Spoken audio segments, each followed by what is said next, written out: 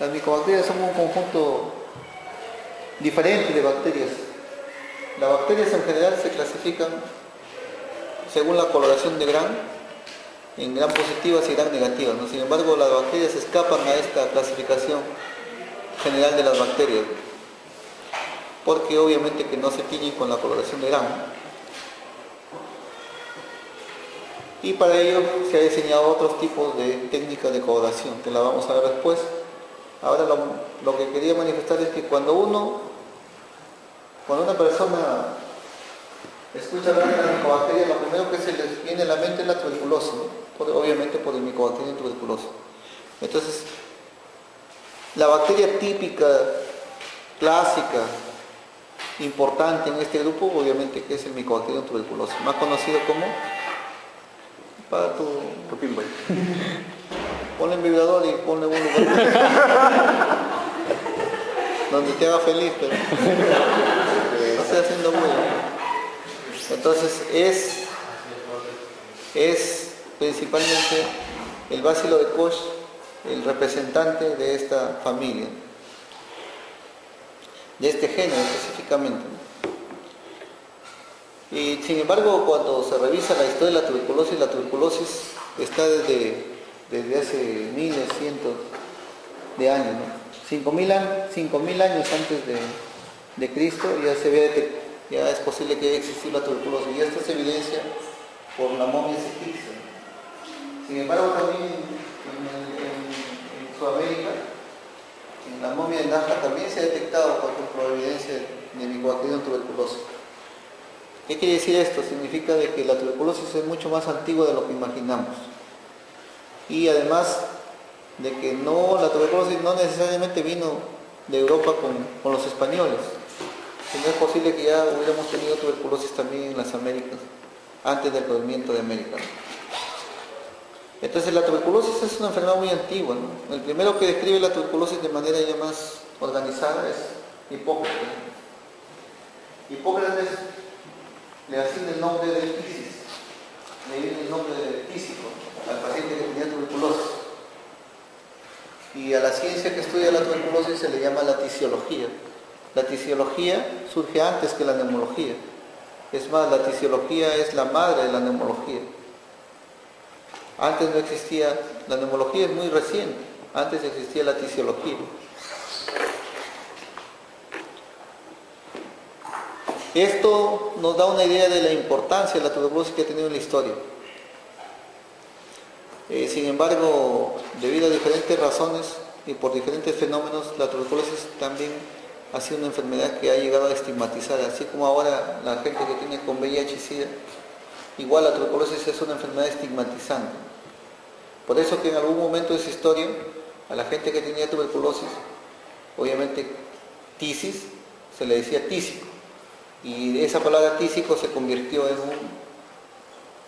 un sustantivo despectivo, en un adjetivo. Las epidemias, por ejemplo, en la época que había lepra, a las personas que tenían lepra, los leprosos eran los marginales, los aislados. En la época que hubo peste, los apestados eran los que obviamente también estaban aislados, en cuarentena. Ahora aparece el ébola, la gente también. Lo primero, todas las epidemias aparecen con terror, porque la gente tiene miedo a la muerte. A pesar de que se conocen los mecanismos de cómo se transmite, cómo uno debe cuidarlo, pero siempre hay ese temor.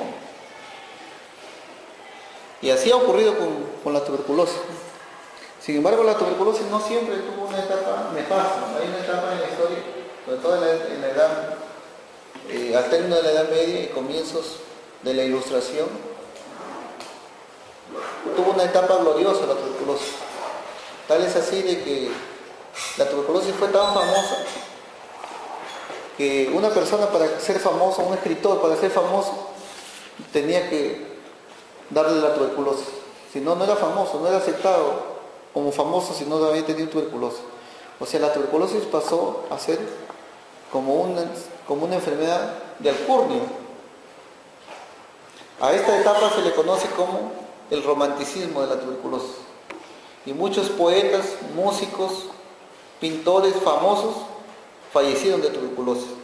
Y esto está reflejado en algunas obras literarias, como La Dama de las Camelias, como Madame Bovary, en muchas óperas, como Mimi, en muchas sinfónicas. Es decir, la tuberculosis tuvo una etapa, lamentablemente después con la revolución industrial, obviamente con el hacinamiento que había en las fábricas, la tuberculosis se metió en las zonas más industrializadas, atacando a obreros. Fue ahí cuando ya no fue tan fino tener tuberculosis, ¿no? Entonces la gente empezó a despreciar la tuberculosis. Sin embargo, a mediados del siglo pasado, la tuberculosis tuvo un vuelco total. Primero porque a finales del siglo antepasado, donde se considera que el aire es más puro, se decía que ahí era el tratamiento ideal para la tuberculosis. Entonces, ¿esto qué acarreó? Acarreó que muchos de los sanatorios para tuberculosis se hicieron en estas zonas. Por ejemplo, en los Alpes suizos o en los Alpes alemanes hay cientos de sanatorios para tuberculosis en esta época. Y ahí exclusivamente había médicos y había pacientes que llegaban a vivir ahí por épocas para sanarse la tuberculosis. Sin embargo, Robert Koch, al descubrir el bacilo de la tuberculosis, prácticamente rompió esta idea. Entonces cambió el paradigma y dijo ahora, la tuberculosis es producida por una enfermedad infecciosa. Es producido por un microorganismo, que se le puso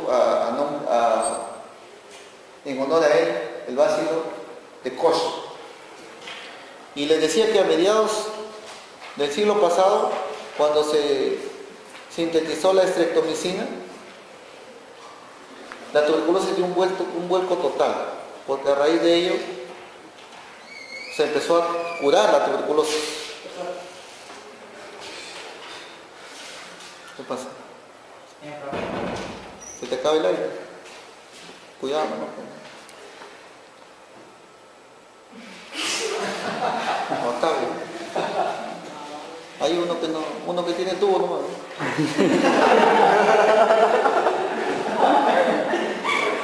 Entonces, la tuberculosis ha tenido esos matices, ¿no? Con el descubrimiento de la síntesis de la streptomicina empezó la era de la quimioterapia con la tuberculosis. Entonces la tuberculosis, después vino la isoniazida y otros medicamentos antituberculosis, y la tuberculosis prácticamente se desapareció del mapa. Se desapareció del mapa. Entonces en el primer mundo ya no había tuberculosis. La tuberculosis pasó a ser un problema del tercer mundo, de África, de Perú. Pero el problema resurge con el advenimiento de la epidemia del VIH-Sida. El VIH-Sida, cuando aparece en la década del 80, resurge la tuberculosis. Y resurge para quedarse, y de qué manera. Vamos a ver algunos datos al respecto para entender este fenómeno de la licobacteria.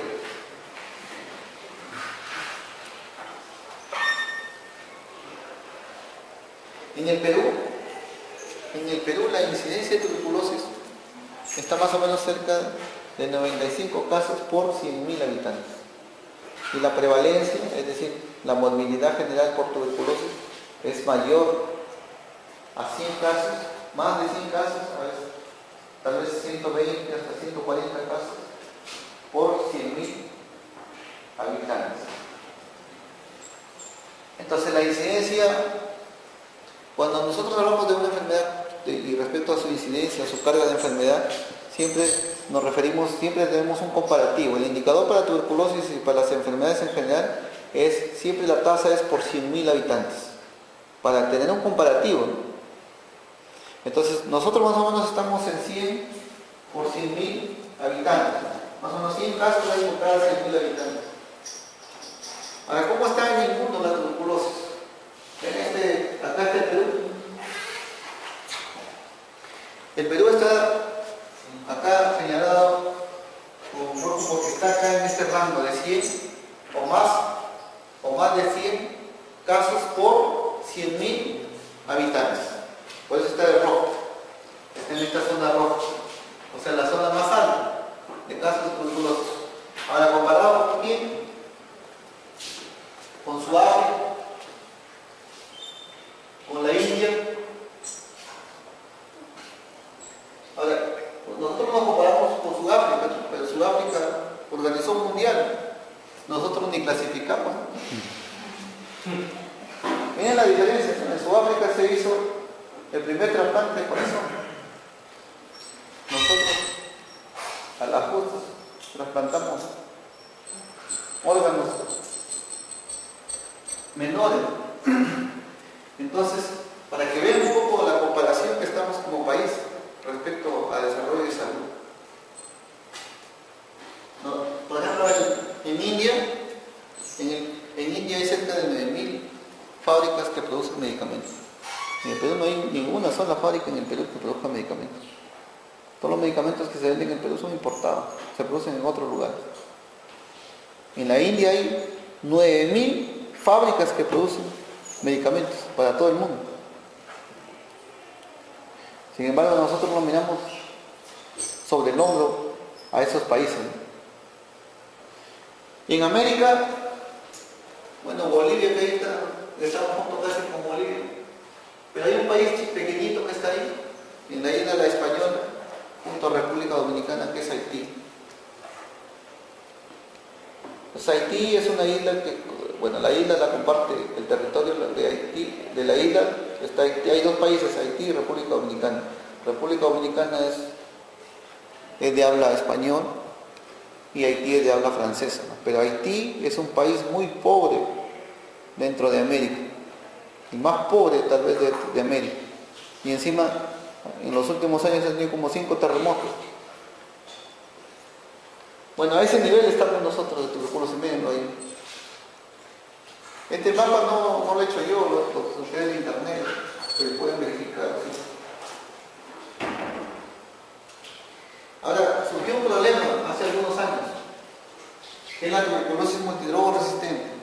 Se dice tuberculosis multidrogo resistente cuando las cepas del Mycobacterium tuberculosis son resistentes a 2 drogas, a isoniazida y a rifampicina, a las 2 drogas a la vez. Entonces, cuando una cepa del Mycobacterium tuberculosis es resistente tanto a isoniazida como a rifampicina, se dice que es una cepa multidrogo resistente. Entonces, este fenómeno apareció en el mundo ya hace algunos años. Entonces, en el Perú estamos, miren, los de verde oscuro están en menos de 3%, los de verde fosforescente están en más de 6%. Nosotros tenemos más de 6% de tuberculosis multidrogo resistente. Miren, de toda América, el Perú solito. Y eso nos dice, acá estamos ni siquiera con Bolivia, acá estamos con Ecuador. Con Ecuador somos los campeones de tuberculosis multidrogo resistente. Y mire, igualito. Y ni siquiera estamos como los países de África. Estamos peor que los países de África. Entonces, con estos países, este creo que es Tanzania. Entonces, la situación de tuberculosis multidrogo resistente es un problema mundial, pero es mucho mayor en el mundo. Es mucho mayor, ahí estamos las cifras. Y para remate, apareció la tuberculosis extremadamente resistente, o tuberculosis XDR. La tuberculosis XDR es una tuberculosis multidrogo resistente, o sea que es resistente a isoniazida, rifampicina, y además es resistente a aminoglucósidos de segunda línea y es resistente a quinolonas. Es decir, un paciente con tuberculosis extremadamente resistente, prácticamente no hay mucho que darle de tratamiento. ¿Por qué? El núcleo de tratamiento de primera línea de tuberculosis es isoniazida con rifampicina. Cuando se rompe ese núcleo, o cuando ya la bacteria hace resistencia a ese núcleo, se dice que es multidrogo resistente. En cambio, el núcleo de tratamiento de la tuberculosis de segunda línea, o sea, de la tuberculosis multidrogo resistente, es aminoglucósidos inyectables de segunda línea más quinolonas. Entonces, si esta cepa es multidrogo resistente y además es resistente a drogas de primera línea y es resistente a drogas de segunda línea, ya estamos en un caso mucho peor. Este es el mapa del Perú en el 2007 de tuberculosis multidrogo resistente. Miren toda la costa, sobre todo Lima. Y Lambayeque, miren cuántos casos hay en Lambayeque. Y este es el mapa de tuberculosis extremadamente resistente. Este es del 2007. ¿Qué año estamos? 14, 7 años. Ese va hace 7 años. En este momento hay más de 1000 casos de tuberculosis extremadamente resistente en el país. ¿Cuál es el tratamiento? Rezar nomás. Agua bendita y rezar, ¿no? 3 Padres Nuestros antes de acostarse. No hay tratamiento que sea efectivo. Y el problema es que, ¿cuál es el grave problema? Que el paciente no fallece de inmediato. El paciente vive 3, 4, 5, 10 años. Y en ese tiempo, ¿a cuánto creen que contagia? ¿Y aquí, a dónde contagia? ¿A dónde está el paciente que está enfermo? ¿A dónde va? Al hospital. ¿Quién atiende en el hospital? Nosotros. O sea, ustedes van a estar en riesgo. Así que de su propina vayan juntando un dinero para que se sobrealimenten después, porque si no van a estar enfrente a esto. Y esto es importante, ¿por qué? Porque un estudio, después lo voy a mostrar, un estudio que se hizo en el Hospital 2 de Mayo, se demostró de que los médicos peruanos están adquiriendo tuberculosis y tuberculosis multidrogo resistente cuando son estudiantes. ¿Por qué? Porque obviamente como les toman un montón de exámenes, trasnochan. Como vienen apurados, no toman desayuno. Como quieren ahorrarse el almuerzo, no almuerzan. Y encima las chicas quieren hacer dieta. ¿Me entienden? No. Escuchen, esto no es un juego. Y uno de los factores más importantes es que cuando empiezan a hacer su práctica clínica, a veces descuidan un poco la bioseguridad.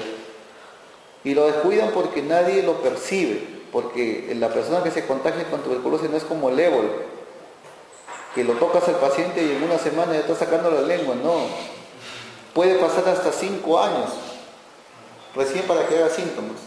Entonces la gente no lo percibe, no se da cuenta que se está contagiando con tuberculosis. Pero hay muchos médicos especialistas en el Perú que tienen en este momento tuberculosis multidrogo resistente. Así que yo les digo esto no tanto para alarmarlos, sino para alertarlos, para que cuando vayan a hacer su práctica clínica tengan mucha precaución, que no se expongan innecesariamente. A veces quieren ser cirujanos y se van y en cirugía no utilizan la mascarilla, el protector respiratorio, la mascarilla N95, utilizan esa otra mascarilla simple, eso no protege para nada. Entonces hay que tener mucho cuidado con esto de la bioseguridad. Esto no es broma. Hay que tener cuidado y de todas maneras una de las cosas importantes es que tengan una vida saludable. Traten de alimentarse bien, no adquieran hábitos negativos. A mí me preocupa ver ciclo tras ciclo los estudiantes que se trasnochan. Estudiantes que se trasnochan la semana del examen. Eso es lo peor que puede existir en un estudiante de medicina. Porque toda su carrera va a ser el examen. Toda su carrera, examen parcial, examen final. Toda su carrera va a ser así. Toda su carrera. Así que si no aprenden desde ahora a tener un ritmo de vida regular, en la cual puedan leer en forma rutinaria y no estresarse con los exámenes, no van a tener un buen desempeño. Y es más, van a poner en riesgo su salud física. Y la salud física, sin salud no se hace nada. ¿De qué te sirve que termines si vas a terminar tuberculoso? Vas a terminar por ahí de frente al programa de tuberculosis. No tiene mucho sentido. Entonces es preferible, yo les digo esto porque muchos de ustedes, sus padres probablemente hacen el sacrificio de enviarlos a estudiar. Entonces ustedes hagan el sacrificio de cuidarse. Y hagan el sacrificio de cuidarse. Cuando les digo hagan el sacrificio de cuidarse, no, les digo es que tomen con responsabilidad la carrera. La carrera de medicina es una carrera de fondo, no es una carrera de 100 metros planos, es una carrera como una maratón, de largo aliento. No se cansen en los primeros ciclos. A mí me preocupa que tercer, cuarto ciclo, quinto ciclo ya se están trasnochando. ¿Para qué? ¿No? Váyanse a divertirse, emborráchense. Antes les examen de biología, emborráchense. Va a ser el mejor, va a ser la mejor. ¿Sabe por qué? Ustedes tienen que aprender a manejar si no, no van a poder vivir. La época que les toca vivir a ustedes va a ser una época muy difícil. Primero porque la competitividad por el trabajo va a ser muy ardua. Segundo, de que obviamente que van a vivir una época muy diferente, con muchas crisis, con mucha... el estatus del médico ha decaído en los últimos años. Ha decaído por múltiples razones. Primero porque cada vez hay mucho más profesionales que no son o que no tienen las competencias suficientes para desarrollar la profesión, entonces empiezan a estafar a la gente. Por eso es que le digo siempre yo a los estudiantes, ustedes tienen que autovalorarse, y la autovaloración viene a todo nivel. La autovaloración no solo viene qué tanto estudio yo, sino qué tan responsable soy siendo puntual, qué tan responsable soy con mi familia, porque a veces nos peleamos con nuestro hermano, ya no comemos, ¿no? Ya no como, se pelean con su padre, no comen, seguro que... Entonces, eso le puede hacer mucho daño a ustedes, porque ustedes son estudiantes de medicina. Y como estudiantes de medicina tienen un alto desgaste energético. Usted tiene que sobrealimentarse. Así que no se preocupen si están comiendo mucho, tienen que comer más todavía. Tienen que divertirse más. Pero cuando les digo diversión, tienen que divertirse, no estresarse. Hay gente que todo lo ve vicio, y el vicio es dañino. Entonces, a raíz de esto de la tuberculosis es bueno uno recapacitar por cuestiones saludables de tu vida. Entonces, una dieta saludable, un ritmo de vida saludable. A mí me preocupa porque hay muchos estudiantes que de repente a veces por cuestiones de crianza en su casa tienen actitudes un poco inadecuadas respecto no tanto a su comportamiento, ¿no?, sino a veces a cómo desarrollan su vida estudiantil. Entonces el estudiante de medicina debe ser un estudiante disciplinado, de levantarse temprano, bañarse, ponerse a estudiar, aunque no tenga clase, porque si tú esperas que haya clase para que te pongas a estudiar, vas a fracasar definitivamente. ¿Por qué? Porque siempre vas a estudiar solamente para el examen. El estudiante de medicina no debe ser aquel que estudie para el examen. Yo estoy en total desacuerdo que se les tome exámenes, porque los exámenes no sirven para nada, absolutamente para nada, solamente para que se copien.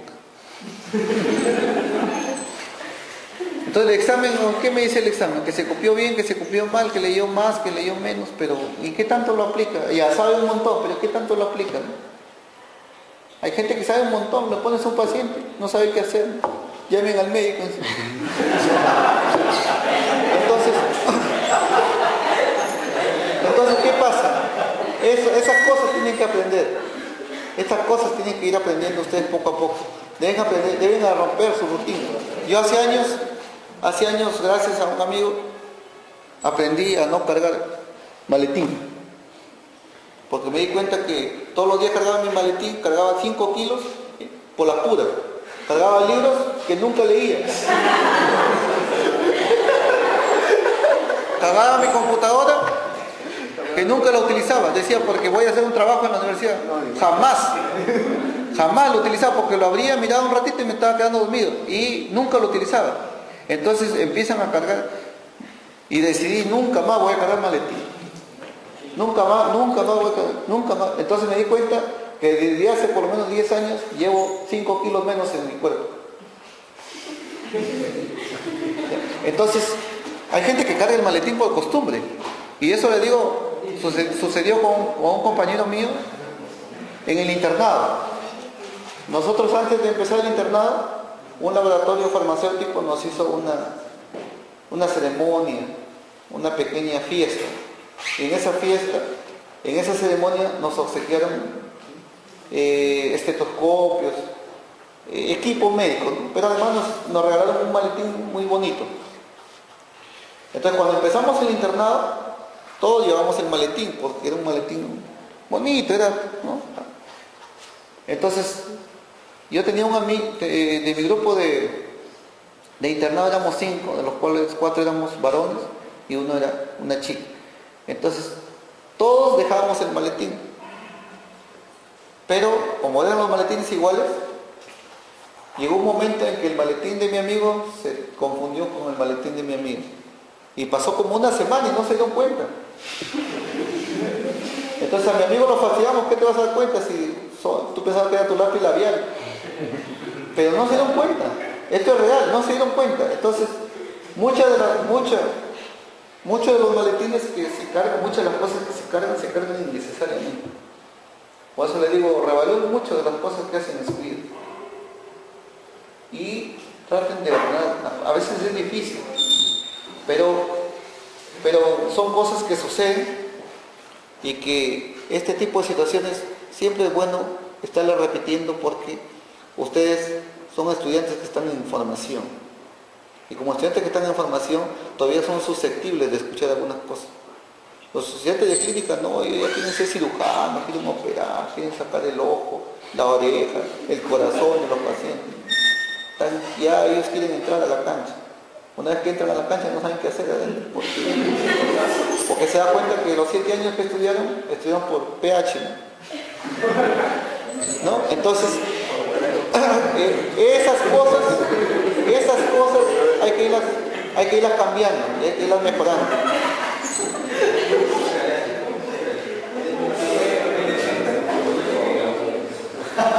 Ahora vamos a ver esta micobacteria. Mycobacterium tuberculosis es una bacteria muy peculiar, ¿no? Tiene algunas características que es bueno que las conozcan y que las sepan, porque eso les va a ayudar a entender muchas de estas cosas. Primero, es un bacilo, si es alargado, como un bastón, pero es un bacilo. Más o menos sus dimensiones, ¿no? El ancho 0.2 a 0.6 de ancho y de largo es más o menos de 1 a 10 milímetros. Entonces, es un bacilo relativamente grande. Pero estos bacilos no tienen motilidad, no se mueven, no hay flagelo, nada que lo mueva. No se mueven. Necesitan que los arrastren. No forman esporas. No forman esporas. Una característica, casi como la característica sine qua non de las micobacterias, es que son ácido-alcohol resistentes. Sí, a veces algunos autores dicen que sí se podrían teñir con la coloración gram, pero serían gram positivos débiles.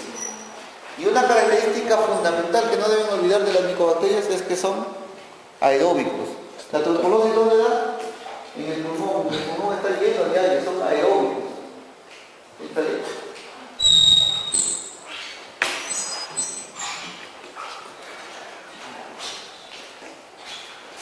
¿Alguien te acompaña?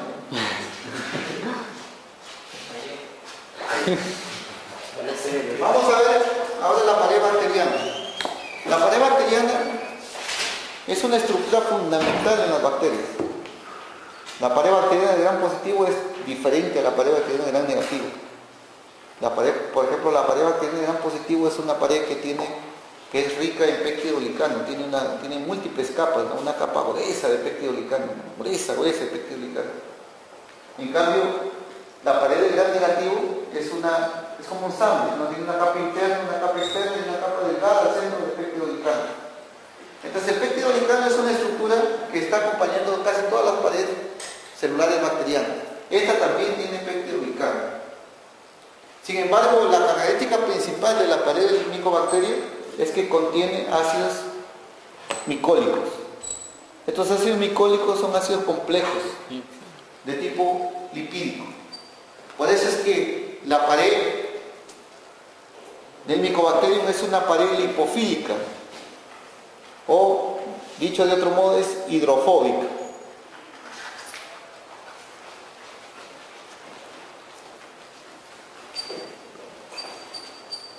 Ahora, las micobacterias se clasifican desde el punto de vista clínico en tres grupos: el complejo Mycobacterium tuberculosis, el otro es el Mycobacterium leprae, y el tercer grupo son un conjunto de micobacterias que en general se les llama micobacterias atípicas, micobacterias ambientales, micobacterias saprofíticas, micobacterias no tuberculosas.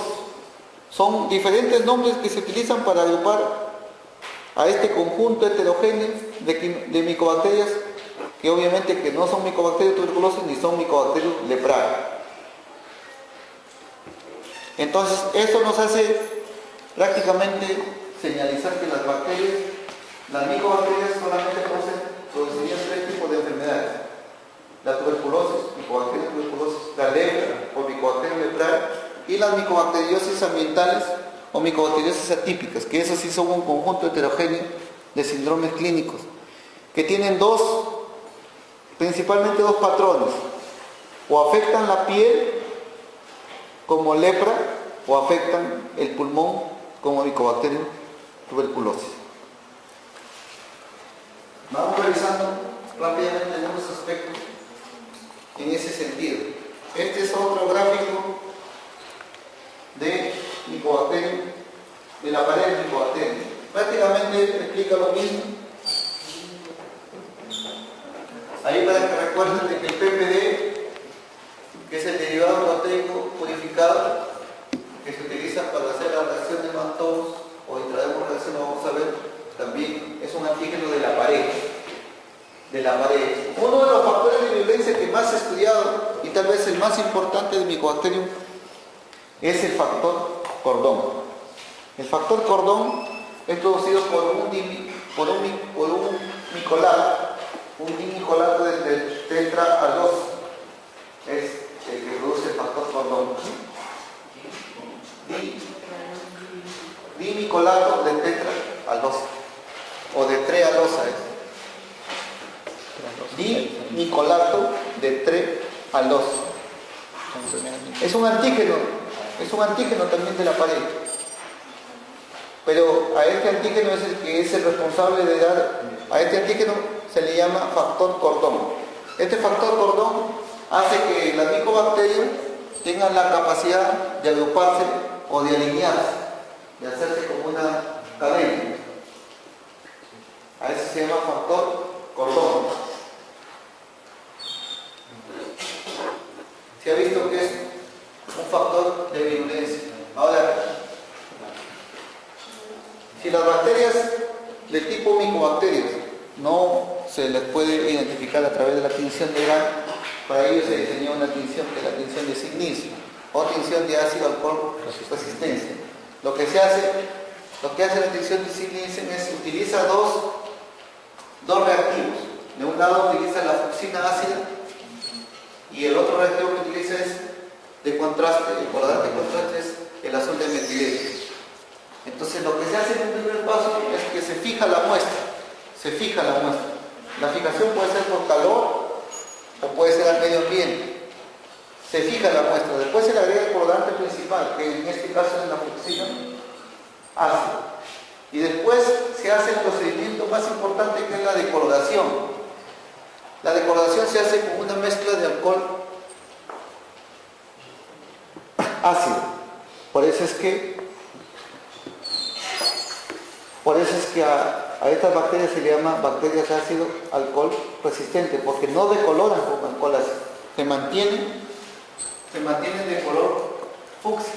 Entonces cuando se le agrega el otro colorante, prácticamente no lo asimila la bacteria, porque ya está teniendo este color fucsia. Por eso es que el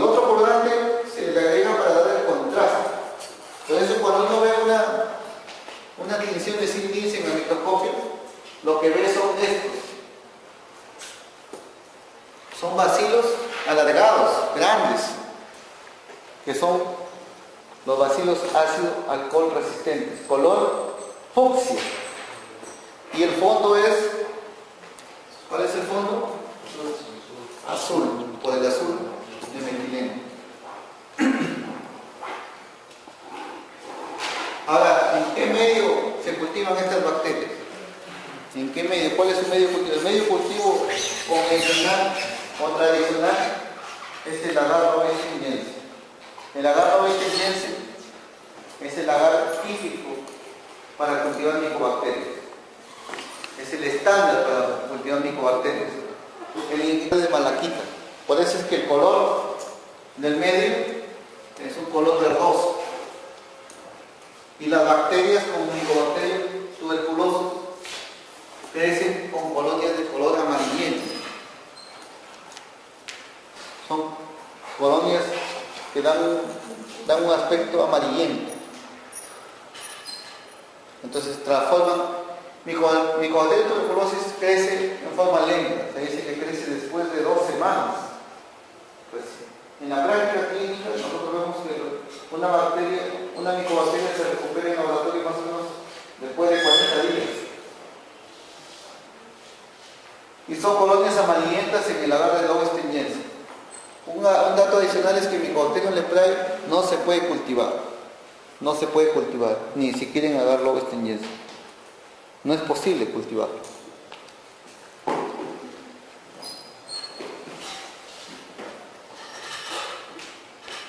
Aquí hay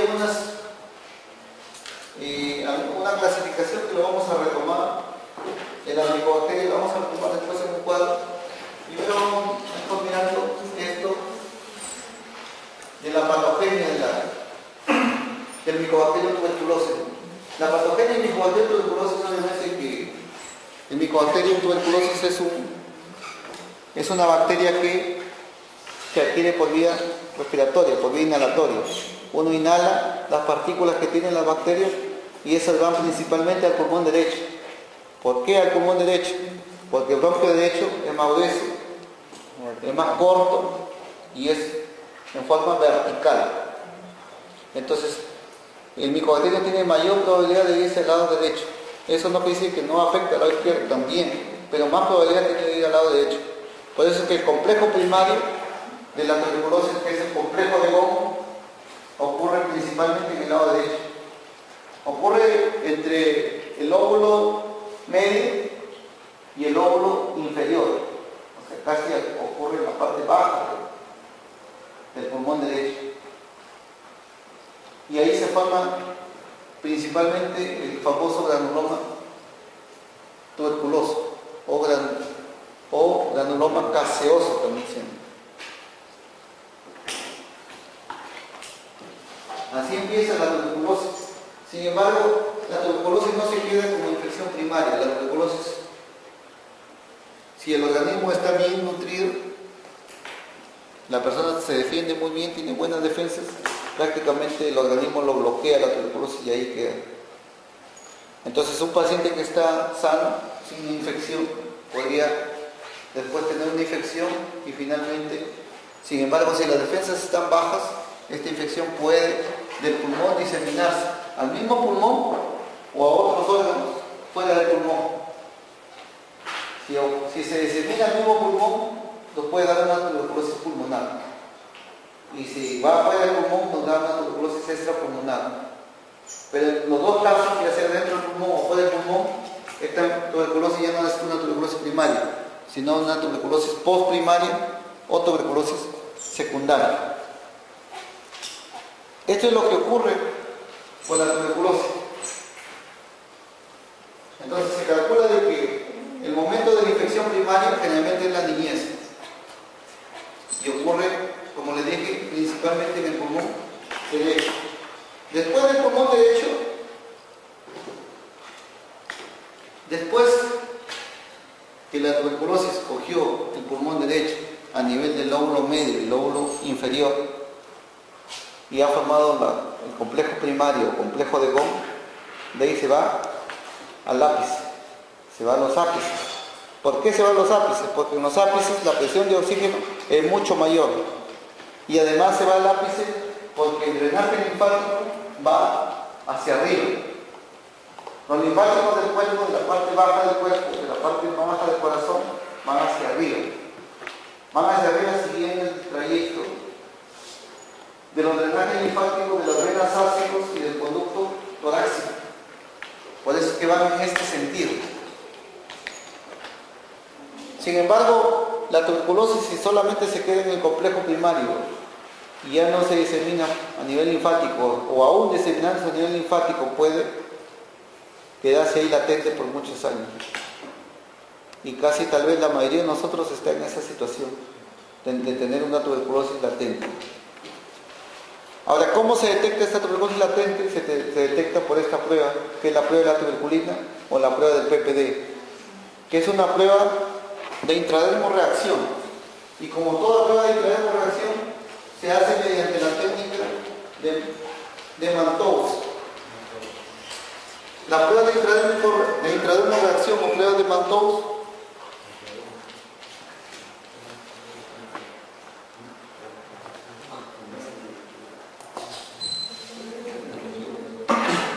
son pruebas que se hacen para diferentes enfermedades. Y la prueba específica para tuberculosis se llama la prueba del PPD. PPD significa derivado proteico purificado. Sin embargo, la tuberculosis primaria, si bien es cierto que en la mayor cantidad de los casos se focaliza, a veces, en algunos casos, ya sea por disminución de la inmunidad o porque la carga bacilar es muy alta, la tuberculosis se disemina, ya dijimos, a nivel pulmonar o fuera del pulmón, dando la tuberculosis postprimaria o tuberculosis secundaria, que se llama. Y a nivel extrapulmonar puede coger cualquier órgano de la economía, cualquier órgano. Se ha detectado tuberculosis en todos los órganos, en el ojo, en la piel, en el riñón, suprarrenal, el corazón, pulmón, el hígado, etcétera, testículos, etcétera, de todos los órganos. Sin embargo, la tuberculosis extrapulmonar más frecuente es la tuberculosis ganglionar, la que afecta a los ganglios, sobre todo los ganglios cervicales. Ahora, cuando la tuberculosis afecta al pulmón, obviamente lo que se hace es una baciloscopía, se hace una muestra de BK en esputo y se busca las micobacterias con una tinción de zinc-niacin. Eso se llama baciloscopía. Pero cuando la tuberculosis coge un órgano fuera del pulmón, lo que se hace generalmente son biopsias. Y en la biopsia lo que se busca son el granuloma tuberculoso. El granuloma tuberculoso tiene una estructura característica. En el centro está el micobacterium. Y el micobacterium hace que la parte central se licuefacte, por eso se llama también de tipo granuloma de tipo caseoso. Ven ahí al centro de ese micobacterium, ese que está al centro, alargado, es el micobacterium. Y después viene una zona, vienen tres zonas de células diferentes. La primera zona, la zona que rodea principalmente al micobacterium, este es el micobacterium. Entonces la primera zona, la que rodea el micobacterium, porque trata de englobarlo, fagocitarios o macrófagos. La segunda zona, que llega después, son linfocitos T. Y la tercera zona, que hace las veces de una cápsula, son fibroblastos. Hacen una especie de cápsula. Esa es la estructura básica del granuloma tuberculoso o granuloma caseoso. Es digamos, la forma anatomopatológica más importante que existe para el diagnóstico de tuberculosis. En las formas extrapulmonares a veces es difícil recuperar el micobacterium, pero lo que sí, si uno hace el análisis de la biopsia, uno puede determinar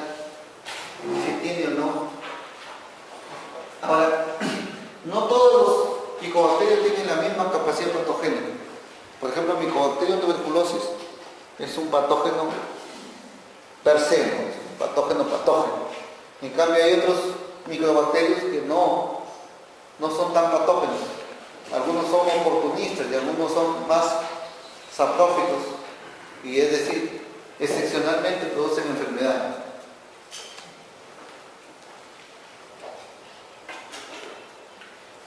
Para el tratamiento de la tuberculosis, el tratamiento de primera línea es con 4 drogas: isoniazida, rifampicina, etambutol y piracinamida. Por eso es que el núcleo de tratamiento de primera línea es isoniazida con rifampicina. Por eso es que cuando hay resistencia a estas 2 drogas, se dice que es multidrogo resistente. Esos son los principales medicamentos para la tuberculosis, los vamos a mencionar solamente. No lo vamos a complicar la vida con esto tampoco. Este es el estudio que les decía. En el Hospital 2 de Mayo se hizo y se detectó que muchos médicos se están contagiando con tuberculosis. Es más, a raíz de este estudio del Hospital 2 de Mayo en Lima, todo médico que trabaja, ya sea médico interno, residente, alumno, que trabaja, llega, ingresa, por cualquier razón a la emergencia, tiene que usar una mascarilla N95. Todos, sin excepción. Absolutamente todos, porque ese hospital, y tal vez muchos hospitales de Lima, atienden alta carga de pacientes con tuberculosis, que el paciente no lo sabe, ¿no? A veces el paciente no sabe. A veces no sabe si tiene tuberculosis, se diagnostica. Tuvimos en el hospital una paciente que vino de Piura, una gestante de 26 semanas, que a las 26 semanas hizo una pérdida de su gestación. Hizo una insuficiencia respiratoria y perdió su bebé. Es un óbito fetal. Entonces, el óbito le inducieron al parto, pero la paciente hizo una insuficiencia renal, insuficiencia respiratoria, terminó en diálisis. Y en el pulmón, cuando se le hizo un examen de tórax, una radiografía después que el feto había fallecido y había sido parido, se vio que tenía lesiones en los pulmones. Se le hizo un montón de estudios en el hospital acá. Estuvo como 3 meses. A los 3 meses se dieron cuenta de que la paciente tenía tuberculosis. 3 meses después en un hospital. Recién se le detectó la tuberculosis, porque a veces el paciente no tiene mucha muestra o mucha evidencia de tuberculosis, pero uno tiene que estarlo sospechando y debe estarse protegiendo, obviamente. Ahora rápidamente vamos a ver otras micobacterias que no son tuberculosis. Primero vamos a ver lepra. Y la lepra lo vamos a ver con 3 puntos nada más. Primero, que el que lo produce el Mycobacterium leprae es uno de los 3 grupos principales de las micobacterias. La segunda característica es que el Mycobacterium leprae es una micobacteria que no crece en el agar lobo stingiensis, no crece, no se puede hacer crecer en el laboratorio. La tercera característica es de que no se sabe cómo se transmite el Mycobacterium leprae. Algunos piensan que es por contacto, pero no se sabe exactamente cómo se transmite. Y la cuarta característica es que tiene 2 formas clínicas, una forma tuberculoide y una forma lempromatosa. La forma tuberculoide es una forma más circunscrita, más benigna, si quiere el término, más leve, es paucibacilar, hay pocos bacilos, es menos contagiosa, es menos grave. En cambio, la forma lempromatosa es más diseminada, es más bacilífera, es más contagiante, es más grave. Obviamente que si una persona se contagia de lepra, el hecho de que haga una u otro tipo de enfermedad, más que con el Mycobacterium leprae, tiene que ver con la inmunidad que tiene el paciente. Si un paciente está inmunosuprimido, y la carga basilar es alta, obviamente va a ser una forma leptomatosa. Si el paciente está bastante inmunocompetente y la carga basilar no es muy alta, va a ser una forma tuberculoide. Dentro de las micobacterias ambientales voy a hablar solamente de dos, porque son las que hemos visto en el país. La primera es la famosa úlcera de Buruli, que es una micobacteriosis producida por Mycobacterium ulcerans. He visto un caso que está escrito de Tumbes, pero hemos visto muchos casos que proceden de la zona de la selva. Es una úlcera crónica, que se parece, muchos a veces lo confunden con úlcera por leishmania o por otras enfermedades tropicales. Es una úlcera crónica y lo produce este Mycobacterium ulcerans. Entonces, este es un caso típico de las micobacterias que afectan piel. En cambio, de las micobacterias que afectan el pulmón, dentro de las micobacterias ambientales tenemos Mycobacterium avium.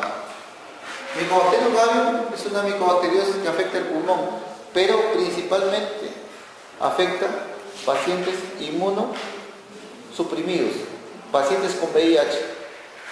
Los pacientes con VIH, la primera micobacteria que es frecuente es tuberculosis. La segunda es Mycobacterium avium. Entonces, Mycobacterium avium es la segunda causa de micobacteriosis y también se describe que es la segunda causa de fiebre de origen desconocido en los pacientes con VIH. O sea, es relativamente frecuente en pacientes con VIH. La prevención y el tratamiento de Mycobacterium avium se hace con acitromicina. Es una micobacteria ambiental, muy frecuente en pacientes con VIH. Los pacientes con VIH también, después de Mycobacterium avium, también hacen frecuentemente infección con una micobacteria que se llama Mycobacterium kansasi. Entonces, Mycobacterium kansasi es como la tercera causa de micobacteriosis en pacientes en la práctica clínica, en pacientes hospitalizados y en pacientes inmunosuprimidos. Entonces, más o menos, resumiendo el espectro clínico de las micobacterias, tenemos que, por un lado, tenemos el complejo Mycobacterium tuberculosis, que incluye no solo Mycobacterium tuberculosis, incluye Mycobacterium bovis, incluye Mycobacterium africanus. El otro grupo de las micobacterias, uno dijimos que es Mycobacterium tuberculosis, el otro grupo es Mycobacterium leprae, y el tercer grupo son las micobacterias ambientales, o micobacterias autófitas, o micobacterias atípicas, o micobacterias de crecimiento. Estas se clasifican según rango o runyo en 4 grupos, dependiendo de qué tan rápido crecen y dependiendo de si forman o no cromógeno. Y esta es la clasificación. El grupo 1, 2, 3 y 4, si son fotocromógenas, y del grupo 2, si son escototromógenas. Las fotocromógenas son aquellas micobacterias que forman cromógenos en presencia de luz. Y las escotocromógenas forman pigmento en presencia de luz y en la oscuridad. En cambio, hay bacterias que no producen cromógeno. Y la bacteria de crecimiento rápido significa las bacterias que crecen en menos de una semana. Entonces, esa es la clasificación que existe para la micobacteriosis. ¿Alguna pregunta? En muchas óperas, como Mimi, en muchas sinfónicas. Es decir, la tuberculosis tuvo una etapa, lamentablemente después con la revolución industrial, obviamente con el hacinamiento que había en las fábricas, la tuberculosis se metió en las zonas más industrializadas, atacando a obreros. Fue ahí cuando ya no fue tan fino tener tuberculosis, ¿no? Entonces la gente empezó a despreciar la tuberculosis. Sin embargo, a mediados del siglo pasado, la tuberculosis tuvo un vuelco total. Primero porque a finales del siglo antepasado, donde se considera que el aire es más puro, se decía que ahí era el tratamiento ideal para la tuberculosis. Entonces, ¿esto qué acarreó? Acarreó que muchos de los sanatorios para tuberculosis se hicieron en estas zonas. Por ejemplo, en los Alpes suizos o en los Alpes alemanes hay cientos de sanatorios para tuberculosis en esta época. Y ahí exclusivamente había médicos y había pacientes que llegaban a vivir ahí por épocas de este género específicamente. Y sin embargo, cuando se revisa la historia de la tuberculosis está desde hace miles, cientos de años, ¿no? 5.000 años antes de Cristo ya se ve, ya es posible que haya existido la tuberculosis, y esto se evidencia por la momia egipcia. Sin embargo, también en Sudamérica, en la momia de Nazca también se ha detectado, por ejemplo, evidencia de Mycobacterium tuberculosis. ¿Qué quiere decir esto? Significa de que la tuberculosis es mucho más antigua de lo que imaginamos. Y además de que la tuberculosis no necesariamente vino de Europa con los españoles, sino es posible que ya hubiéramos tenido tuberculosis también en las Américas, antes del descubrimiento de América. Entonces la tuberculosis es una enfermedad muy antigua, ¿no? El primero que describe la tuberculosis de manera ya más organizada es Hipócrates. Hipócrates le asigna el nombre de tisis, le viene el nombre de tísico al paciente que tenía tuberculosis. Y a la ciencia que estudia la tuberculosis se le llama la tisiología. La tisiología surge antes. Las micobacterias son un conjunto diferente de bacterias. Las bacterias en general se clasifican según la coloración de Gram, en Gram positivas y Gram negativas, ¿no? Sin embargo, las bacterias escapan a esta clasificación general de las bacterias, porque obviamente que no se tiñen con la coloración de Gram. Y para ello se ha diseñado otros tipos de técnicas de coloración, que la vamos a ver después. Ahora lo que quería manifestar es que cuando una persona escucha hablar de la micobacteria, lo primero que se les viene a la mente es la tuberculosis, ¿no? Obviamente por el Mycobacterium tuberculosis. Entonces, la bacteria típica, clásica, importante en este grupo, obviamente que es el Mycobacterium tuberculosis, más conocido como para tu pimba. Ponle en vibrador y ponle un lugar donde te haga feliz, pero no esté haciendo muy bien. Entonces es principalmente el bacilo de Koch el representante de esta familia. El ébola, la gente también, lo primero, todas las epidemias aparecen con terror, porque la gente tiene miedo a la muerte.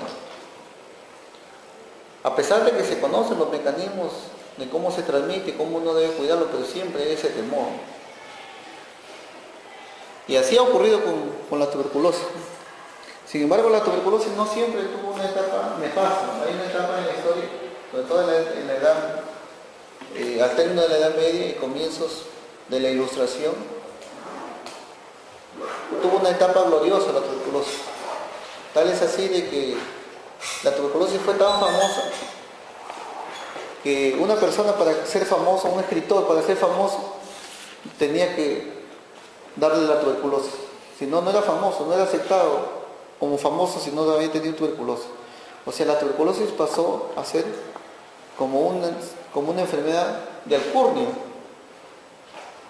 A esta etapa se le conoce como el romanticismo de la tuberculosis. Y muchos poetas, músicos, pintores famosos fallecieron de tuberculosis. Y esto está reflejado en algunas obras literarias, como La Dama de las Camelias, como Madame Bovary, de la neumología. Es más, la tisiología es la madre de la neumología.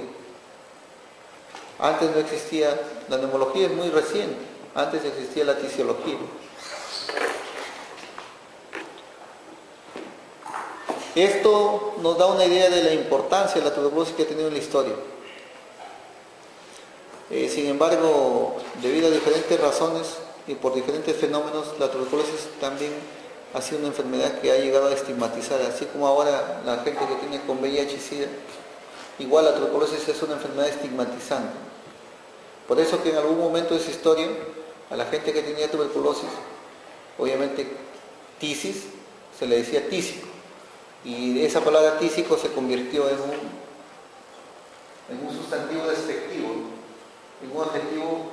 Las epidemias, por ejemplo, en la época que había lepra, a las personas que tenían lepra, los leprosos eran los marginales, los aislados. En la época que hubo peste, los apestados eran los que obviamente también estaban aislados, en cuarentena. Ahora parece